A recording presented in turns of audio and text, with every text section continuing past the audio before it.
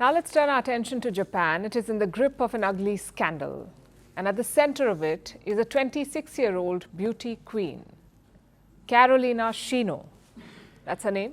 Shiino was born in Ukraine. She moved to Japan at the age of 5. She grew up speaking and writing fluent Japanese. In 2022, she became a naturalized Japanese citizen, and last month she was named Miss Japan, the first woman of European descent to win this title. But just as she made history, she became a target of online hate. Apparently, Shiino was not Japanese enough to win the title. She decided to look past this. She celebrated her win, saying, and I'm quoting, that she really had been accepted as a Japanese person. But the drama was not half finished yet. Just 2 weeks after the win, a Japanese weekly magazine published an expose. It said Shiino was having an affair with a married man. Do you know what happened next? Shiino accepted it, issued a public apology, and relinquished her title. And no, this is not a story from history. It's happening as we speak in 2024. You could say, what are beauty pageants without popcorn-worthy drama? And you may be right, but this is not just about the drama. This episode is all sorts of problematic. For starters, Shiino was berated because of her Caucasian roots. Having a Japanese citizenship was not enough. Meeting the pageant criteria did not cut it either. You had to look Japanese.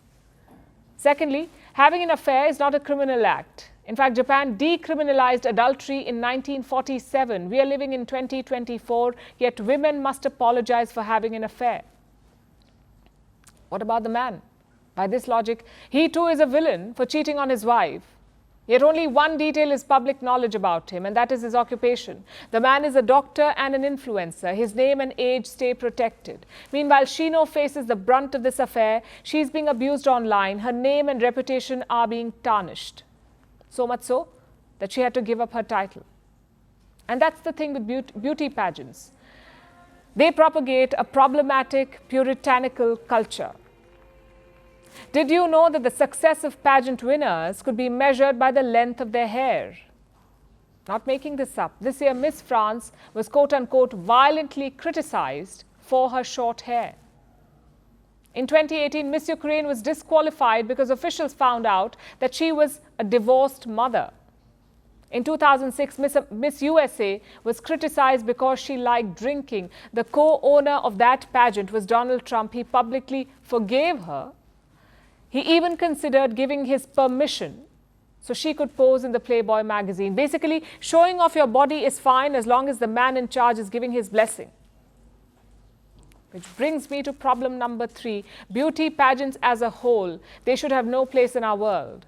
They were first conceptualized in the 1850s as a marketing tactic used by newspapers to sell cosmetics. Today, these pageants are a true embarrassment. They parade women around in bikinis, pit them against each other to find the shiniest object in the room, as one of them wins the honor of a sash and a tiara. Some may say it's more than that. Pageants claim that they offer major scholarships. But this has long been debunked. Pageant scholarships usually offer a fraction of the money they claim they do, plus women who participate spend more money than they make, and sometimes they pay a much higher price. Last year, several Miss Universe Indonesia contestants said that they were being sexually abused by organizers. In 2019, Uganda offered a proposal to hold a Miss Curvy beauty contest, a beauty pageant to put its women on display in order to attract foreign visitors. Such examples are everywhere. So beauty pageants can modernize themselves all they want to. They can add categories of intelligence, if they like, on top of attractiveness. But at the end of the day, such pageants are an antiquated reminder of what we do not want for the women of today. They are retrograde and demeaning. And I repeat, they should have no place in our present, let alone our future. From impeachments to inaugurations, if it's a political story, we are on the scene. The race for the White House is heating up. We're beating Biden. How dare he say that? If it's breaking news, we're live with the latest coverage. From the White House, the State Department, and Capitol Hill, we know the issues, but above all, we know the players to bring you the latest in-depth analysis on all the key stories that we're covering. I'm Eric Ham. Join me from Washington here on Firstpost America.